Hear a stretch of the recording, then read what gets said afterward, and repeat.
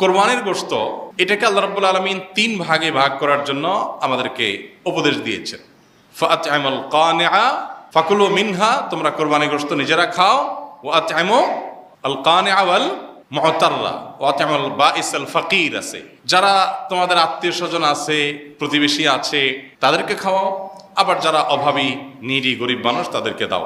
তার মানে নিজে খাবেন, আত্মীয়-স্বজনদের মধ্যে হাদিয়া উপঢৌকন দিবেন, আর গরিব দুঃখীদেরকেও খাওয়াবেন। কিন্তু এই বন্টনটা এটা কোনো ফরজ বা ওয়াজিব না। এভাবে 3 ভাগে করতে পারলে ভালো, উত্তম।